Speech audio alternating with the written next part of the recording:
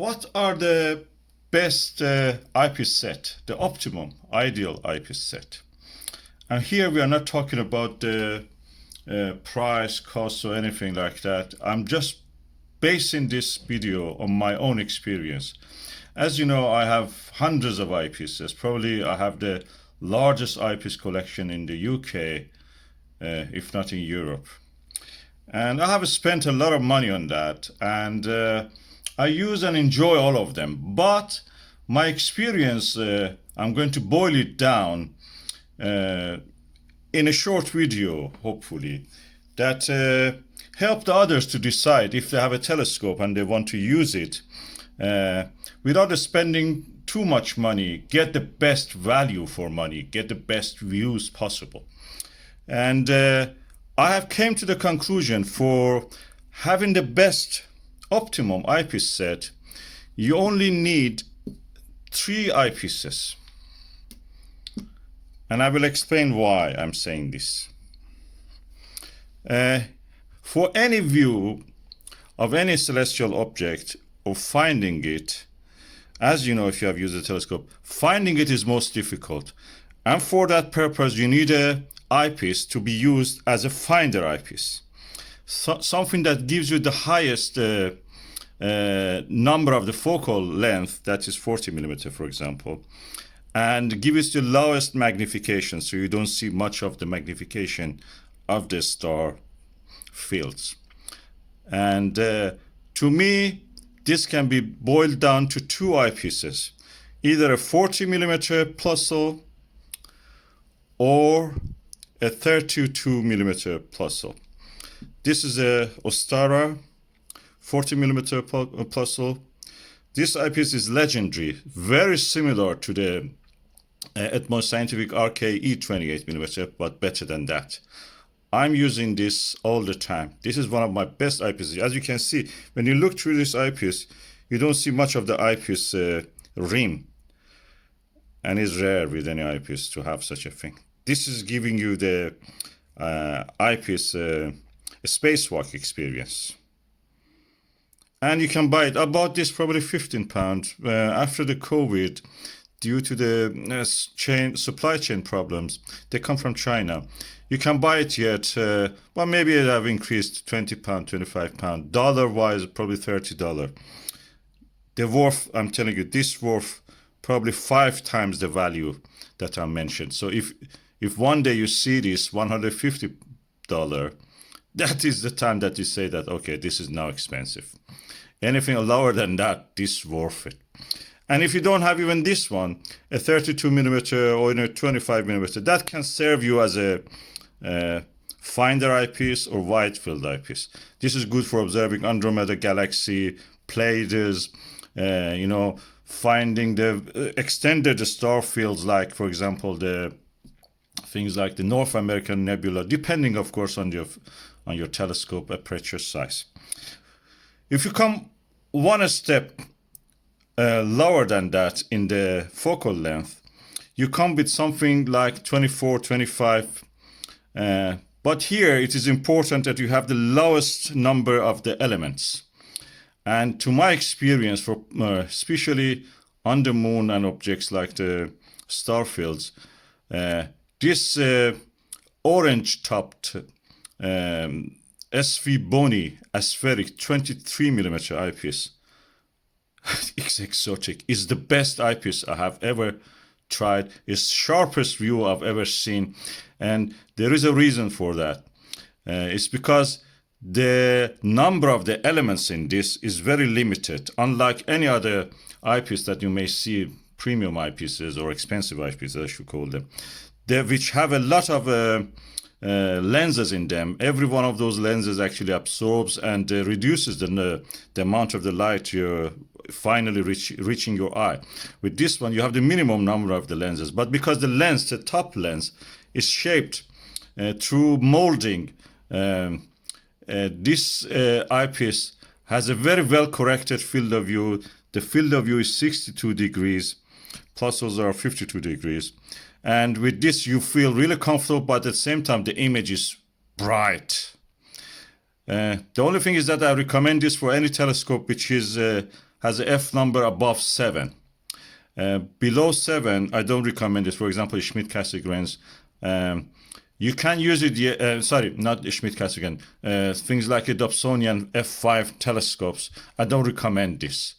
But for Schmidt-Cassegrain, for Microsoft, perfect. For Newtonians, normal Newtonians, or refractors like that, or a 4-inch Newtonian, or ETX 90, the 3.5-inch Microsoft telescope is perfect. Anything above f7 focal length of the eyepiece. So if you have this and you have this, you already have a good set started to make. The next thing I recommend is that you get some low power, high power, low focal length eyepiece, something like a 10 millimeter focal length. This is a SVBony Aspheric 10 millimeter 62 degrees eyepiece. I have seen my sharpest view of the moon with this eyepiece. I have a video about this, testing this. Is even better than a orthoscopic. Orthoscopic eyepieces are the superb eyepieces. I cannot praise them enough. But this one is better than them. It beats them easily. We'll have them for breakfast. So this SVBony Aspheric will make your eyepiece set complete. You can go for anything like the 6 millimeter eyepiece or something like 7 millimeter eyepiece. But practically when you have this 10 millimeter eyepiece, you don't need more than this. So if you have any of these 3 eyepieces, one finder eyepiece, one medium range 23 millimeter eyepiece, and one high power eyepiece, in most weather condition, atmospheric conditions, these are enough for you. So your set is complete. But in the case if you wanted to, go beyond, the weather was really exceptionally good, and you wanted to go beyond that and see more details, you can use a Barlow. Any Barlow will do this. This is a Celestron one. This is not especially expensive or anything. It will be enough for all the things that you need. There are generic ones also. And funny enough, you can buy all of this directly from China. And it's very easy, directly from China, either through the AliExpress or through eBay. And they come to you very quick. I bought most of this directly from China. And they make now very good eyepieces, I'm telling you. And they have made huge leaps in the production of the eyepieces in quality range. So with this 3 range, you perfectly have a set of eyepieces that is suitable for anything. Low magnification, medium, and high magnification. Higher focal length, medium, and lower focal length. That makes you for your eyepieces for the 1.25 inch eyepiece holder, which most of the introductory telescopes have that. If you have even a bigger telescope, you can just use an adapter like the one that we have on here and just adjust it for that. Something like this, which, as you can see here, we have a, let me just tighten this, and it easily can accept this size of eyepiece. And you are ready to go. And these ones also go. And if you want to put a Barlow, you do it like that. You put your eyepiece here, the screw opens, and then goes on this. You have now, instead of a 10 magnification, because this doubles your magnification, this is 2 times Barlow, you will have 5 millimeter eyepiece as if. And it gives you the best view that you can possibly achieve within your climate. 5, in my experience, I don't use much of that range of the magnification with this eyepiece that I have. So this is an eyepiece adapter. As I told you, you can adjust it for any, use it in the 2-inch bigger, 2-inch size barrel taped eyepieces. So you will use a smaller eyepieces on this with this accessory. I just wanted to mention what the kind of objects you can see with this eyepiece, which was the highest magnification eyepiece, 10 millimeter. You can see the rings of Saturn. You can see the two belts of the Jupiter. Depending on the telescope, you can see even more. And all the satellites, Galilean satellites of the Jupiter, Titan, Enceladus, and some of the largest satellites of the Saturn. And with the Barlow, you can see more details on the Jupiter, and festoons and the blue patches, blue-gray patches. When the Mars is closer to Earth, you can see some of the albedo features on the planet Mars. In early morning hours, if it is during the opposition of the Mars, you can see the brightening of the haze forming at the edge of the down sky of the Mars. Also, it gets blue, kind of whitish.